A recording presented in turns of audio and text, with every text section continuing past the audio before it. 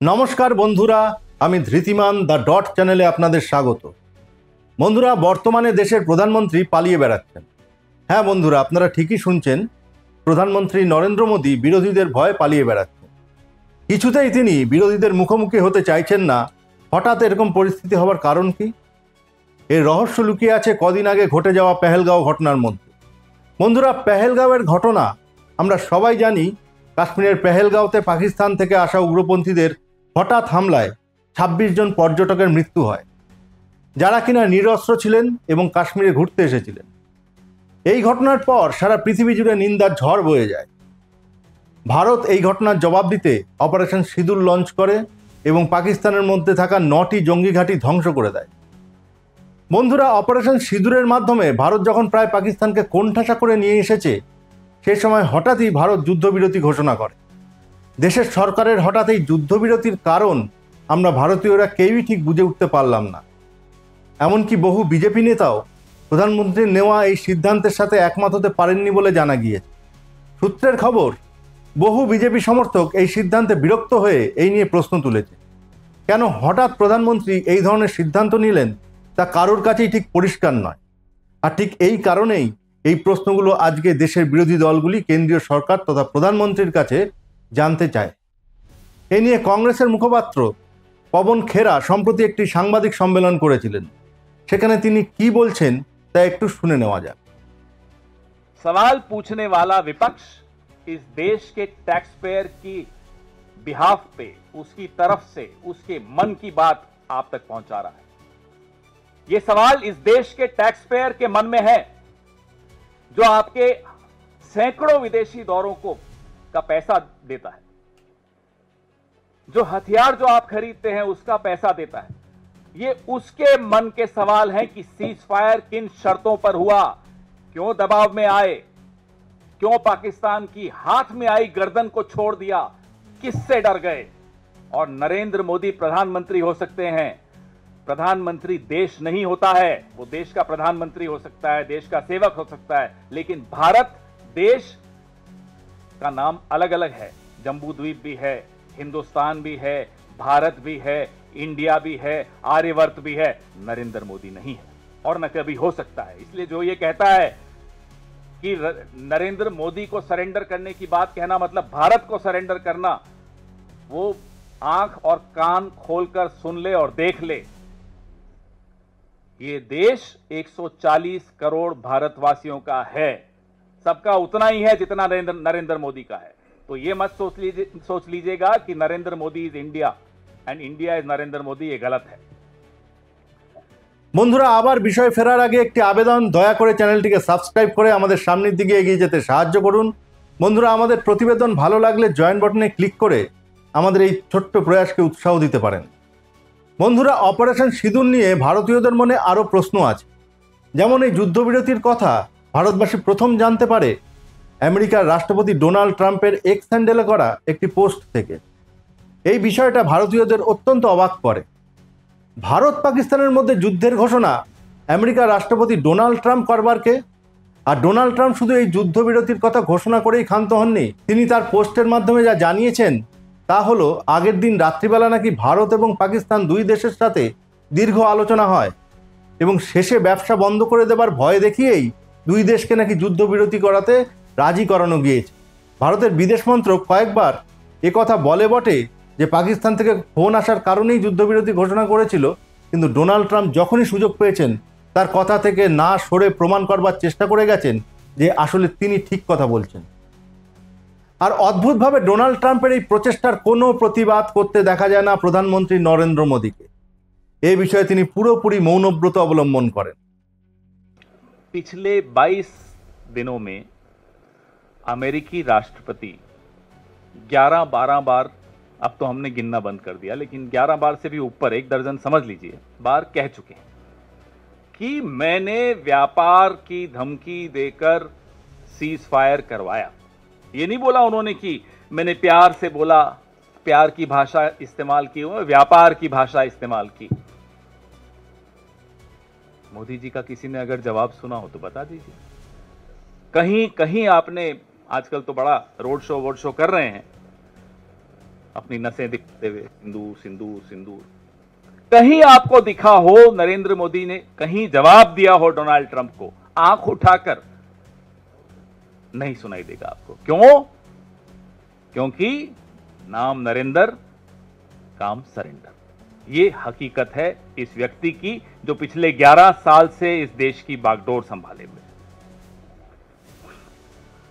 1 महीना हुआ से ज्यादा ही हो गया, हम लगातार ये सवाल पूछ रहे हैं साहब, देश के आत्मसम्मान के साथ ये सौदा क्यों? हम पूछ रहे हैं पहलगाम के आतंकियों का क्या हुआ? हम पूछ रहे हैं सीजफायर किन शर्तों पर हुआ? हम पूछ रहे हैं कहां है हाफिज सईद, अजहर मसूद, दाऊद इब्राहिम, अनेक ऐसे आतंकी। पहलगाम के आतंकी पहले ये वही ग्रुप है, एजेंसियों की द्वारा जो जानकारी मिलती रहती है हम सबको, आप सबको, ये वही ग्रुप है जो पहले ऐसे कई आतंकी हमले 4 बार तो कर ही चुका है। पुंछ में, गांडरबल में और भी कई जगह, गुलमर्ग में। तो उस समूह का क्या हुआ? आतंकी समूह का आपने सीजफायर तो बड़े दौड़ दौड़ कर दिया। ये जो महीने भर से जवाब की जगह, माफ कीजिएगा, सस्ते डायलॉग मिल रहे हैं, ये रैलियों का प्रेम चोपड़ा, हम ये पूछते हैं इनसे कि भाई रैलियों का प्रेम चोपड़ा डोनाल्ड ट्रंप के आगे क्यों रो पड़ा? क्यों नहीं जवाब देते? चलिए, डोनाल्ड ट्रंप को देने की हिम्मत नहीं है, हम सब आपसे सवाल पूछ रहे हैं, नहीं जवाब देंगे। सवाल पूछने वाला पाकिस्तान की भाषा में बात कर, आप इनके 10 साल का कार्यकाल देख लीजिए। Take a look at the 11 years of his tenure. हमेशा सरेंडर करते हुए, बड़ी बड़ी बातें, काला धन सरेंडर, फिर बड़ी बड़ी बातें, बेरोजगारी खत्म कर देंगे सरेंडर, किसानों की आय दुगुनी कर देंगे सरेंडर, चीन को लाल आंख दिखाएंगे। अब चीन पर तो क्या ही बताएं आपको, चीन के बारे में तो ये इनकी हालत हो जाती है कि मुंह खुलता नहीं है चीन के लिए, और जब मुंह खुलता है तो क्लीन चिट देते हैं। अभी पिछले हफ्ते चीन पर साहब बोल रहे थे, नाम नहीं लिया चीन का। चीन का नाम लेने में इतना डरते हैं कि अपने ही देश के एक बहुत बड़े भूभाग की बेइज्जती कर देते हैं, क्योंकि एक शब्द नहीं बोल पा रहे चीन। कहते हैं कि गणेश जी की आंखें छोटी होती हैं, खुल नहीं पाती। अरे साहब, इस देश का पूरा नॉर्थ ईस्ट में आंखें छोटी होती हैं, आप उन्हें चिढ़ा रहे हैं, आप उनका अपमान कर रहे हैं, गणेश जी का भी अपमान कर रहे हैं। बोलिए ना, चीन से बने हुए माल को नहीं लेना है। देश के प्रधानमंत्री की इतनी हिम्मत नहीं है कि चीन का नाम ले सके, कह रहे गणेश जी की आंखें छोटी होती हैं, खुलती नहीं है। अरे বন্ধুরা, অপারেশন সিঁদুরের সময় পাকিস্তানের পাশে তুরস্ক, চীন ইত্যাদি দেশ থাকলেও ভারতের পাশে সেইভাবে কোনো দেশকে দেখা যায় না। কাশ্মীরের পেহেলগাঁওতে পাকিস্তানি উগ্রপন্থীরা 26 জন নিরস্ত্র পর্যটককে হত্যা করলেও পৃথিবীর একটি দেশকেও ভারতের সাথে গলা মিলিয়ে পাকিস্তানকে সন্ত্রাসবাদী রাষ্ট্র ঘোষণা করতে দেখা যায়। অপারেশন সিঁদুর ছিল আসলে পেহেলগাঁওতে ঘটে যাওয়া উগ্রপন্থীদের দ্বারা সাধারণ মানুষকে হত্যা করার একটি জবাব। কিন্তু আমেরিকার প্রেসিডেন্টকে বারংবার দেখা যায় ভারত এবং পাকিস্তানকে একই বন্ধনীতে বসাতে, যা অত্যন্ত অপমানকর। এবং যথারীতি নরেন্দ্র মোদী এ বিষয়ে চুপ করে থাকারই সিদ্ধান্ত নেন। বিরোধী দলগুলি ভারতের বর্তমান এই রকম বিদেশ নীতিরও সমালোচনা করছে। ये विदेश नीति आपकी है कि संकट की घड़ी में एक भी देश, मैं दोहराता हूं, एक भी देश आपकी सुर में सुर मिलाकर पाकिस्तान को आतंकी देश नहीं करार कर पाया। आप नहीं कर पाए। जब ऑपरेशन सिंदूर आपने लॉन्च किया, एक भी देश, मैं फिर दोहरा रहा हूं, एक भी देश आपके साथ नहीं खड़ा था। वहां तुर्की खड़ा था, चीन खड़ा था, अजरबैजान खड़ा था, लगातार प्रस्ताव आ रहे थे। ऑपरेशन सिंदूर के पश्चात कुवैत ने वीजा रेस्ट्रिक्शन हटा दी पाकिस्तान पर। कुवैत में 21% आबादी भारतीयों की है। कुवैत का जो लेबर फोर्स है, श्रमिक जो हैं, 30% श्रमिक कुवैत के भारत के हैं। अब ऑपरेशन सिंदूर के बाद डोनाल्ड ट्रंप ने जब भारत और पाकिस्तान को हाइफनेट कर दिया, उसके बाद कुवैत और पाकिस्तान एमओयू साइन कर रहा है लेबर पे, श्रमिकों पे। ये हमारे यहां के श्रमिकों की हालत होने वाली है। ये है सरेंडर नीति। इसीलिए कहते हैं नाम नरेंद्र काम सरेंडर। বন্ধুরা, এই বিষয়গুলো নিয়ে আলোচনা করার জন্যই মমতা বন্দ্যোপাধ্যায় সংসদে একটি বিশেষ অধিবেশন ডাকার প্রস্তাব রেখেছিলেন, কিন্তু সরকার পক্ষ এই প্রস্তাব কিছুতেই রাজি হচ্ছে না। কারণ ওনারাও ভালো করে জানেন সংসদের এই বিশেষ অধিবেশনে কি কি ধরনের প্রশ্ন আসতে পারে, যার উত্তর প্রধানমন্ত্রীর কাছে নেই। আর সেই কারণেই তিনি বিরোধী দলগুলোর থেকে পালিয়ে বেড়াচ্ছেন, কিছুতেই তাদের সম্মুখীন হতে চাইছেন না। তিনি বিহার এবং পশ্চিমবঙ্গে ভোট প্রচারে মন দিয়েছেন। এই বিশেষ অধিবেশন ডাকার বিষয়ে বিরোধীরা মোটামুটি এককাট্টা হওয়ার চেষ্টা করছে। ইন্ডিয়া জোটের তরফ থেকে 16টি রাজনৈতিক দলের 300 জন সাংসদের স্বাক্ষরিত চিঠি মঙ্গলবার কংগ্রেস সভাপতি তথা রাজ্যসভার বিরোধী দলনেতা মল্লিকার্জুন খাড়গের অফিস থেকে প্রধানমন্ত্রীর দপ্তরে ইমেল করে পাঠিয়ে দেওয়া হয়েছে।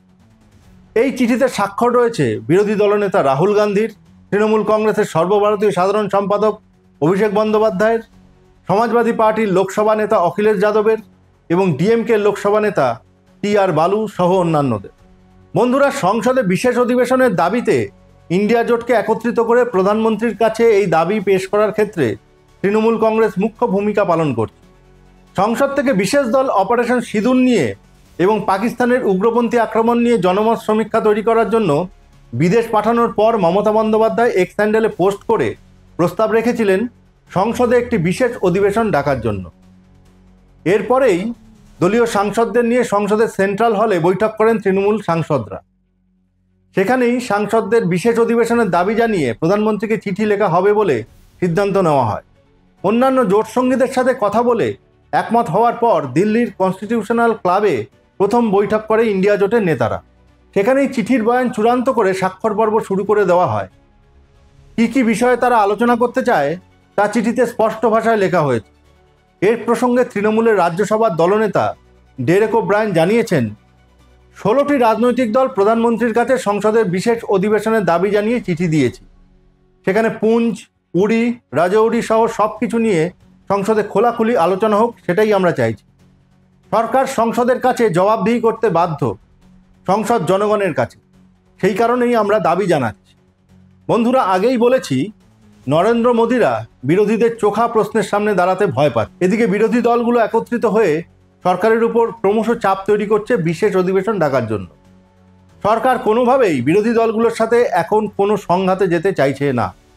তাই একটা আন্দাজ পাওয়া যাচ্ছিল হয়তো বাদল অধিবেশনকে কিছুটা এগিয়ে নিয়ে এসে এই সংঘাত এড়াবার চেষ্টা করতে পারে মোদী সরকার।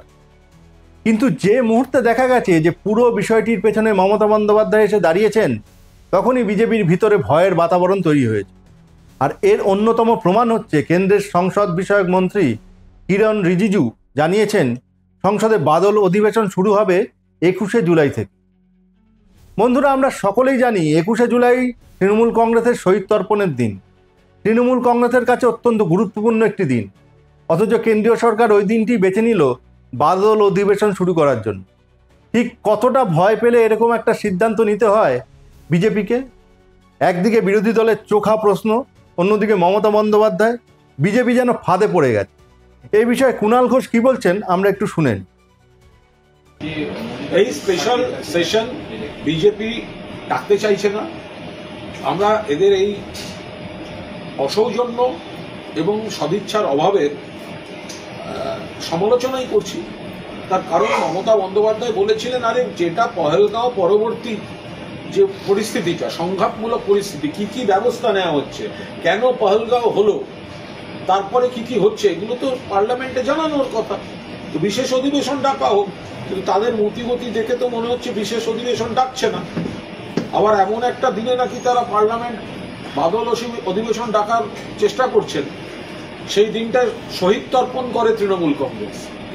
ফলে এত বড় একটা ঘটনা পহেলগাঁও এবং তার পরবর্তী ঘটনা, যার জন্য এতজন এমপি সর্বদলীয় প্রতিনিধি দলকে বিশ্বের এত দেশে পাঠানো হয়, তার জন্য সংসদে দাঁড়িয়ে প্রধানমন্ত্রী বলবেন না, সংসদে আলোচনা হবে না। মমতা বন্দ্যোপাধ্যায় তো এইটাই বলেছেন যে এই গুরুত্বপূর্ণ ডেভেলপমেন্ট গুলো সংসদে তো আগে আলোচনা হওয়া বা সংসদকে জানানোর কথা।